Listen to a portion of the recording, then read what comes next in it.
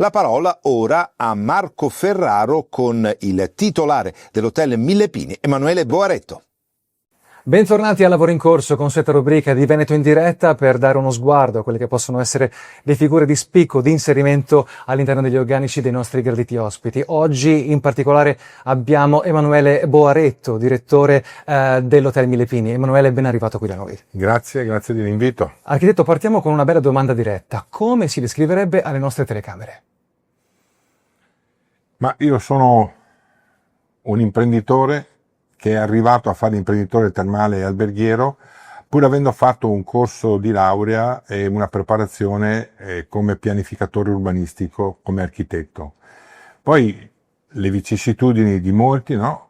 Nelle nostre famiglie, mi sono ritrovato a ricoprire un ruolo che sto portando avanti da 48 anni, però mi ha lasciato lo spazio comunque di poter applicare ciò che nello studio all'università avevo appreso sia dal punto di vista professionale come architetto, dilettandomi anche qualche volta a fare delle dissertazioni a livello urbanistico. Certo, si può parlare già subito, architetto, di sinergie, di sodalizi, come quello ovviamente già presente in questi anni tra l'Hotel Mille Pini e la Y40 Deep Joy. Come vorrebbe commentarla ad oggi? Che situazione è? Che quadro è? Ecco, Y40 è una realizzazione che proprio ha fondato la sua origine proprio mettendo insieme la parte di imprenditore termale e alberghiero e una parte di architetto amante del mondo subacqueo.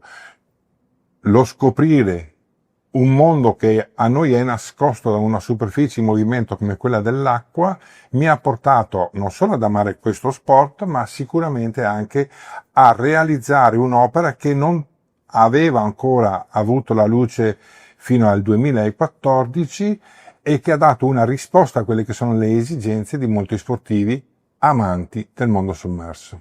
Entriamo nel vivo già subito quindi della nostra bella conversazione. Figure di spicco, figure di personale che potrebbero già proiettarsi nell'inserimento delle vostre strutture. Cosa potrebbe dire?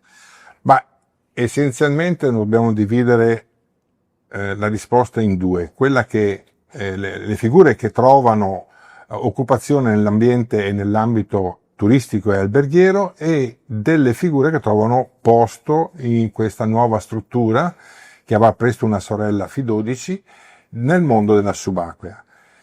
Nel mondo dell'hotellerie, nel mondo del turismo, le figure sono molte quelle che mancano, ma una parte sicuramente è dovuto al forte tasso di denatalità che ha colpito l'Italia e in generale i paesi occidentali, portando da oltre 1 milione di nati all'anno del 1990 ai 360.000, poco più di 360.000 del 2024. Quindi fisicamente mancano le persone da poter impiegare, proprio mancano gli uomini e le donne. Poi c'è tutto un discorso culturale. Abbiamo sempre più cresciuto nelle giovani generazioni un atteggiamento verso il prossimo solo attraverso i device, cioè il contatto con le persone, il piacere del dialogo, del confronto, dell'incontro, l'amorevolezza che si può trovare quando si discute con altre realtà regionali o altre realtà nazionali. Ecco, tutto questo è venuto meno e abbiamo sposato un modo di rapportarci con il prossimo sempre più asettico, sempre più sintetico, e questo naturalmente allontana e può allontanare la passione verso un mondo, quello dell'hotellerie, quello del turismo, dove c'è il rapporto tra le persone, tra il primo e principale punto a cui fare riferimento. Ecco.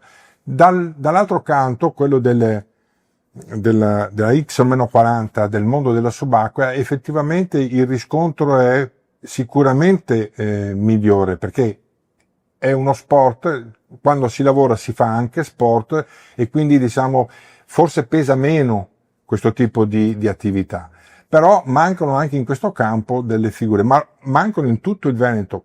Vi faccio un esempio: gli assistenti ai bagnanti, i chiamati così i bagnini, in tutto il Veneto ne mancano centinaia e centinaia, ed effettivamente questo sta rappresentando un problema per quanto riguarda l'offerta dei servizi che noi vogliamo dare ai turisti e agli ospiti che vengono sempre numerosi nella nostra regione.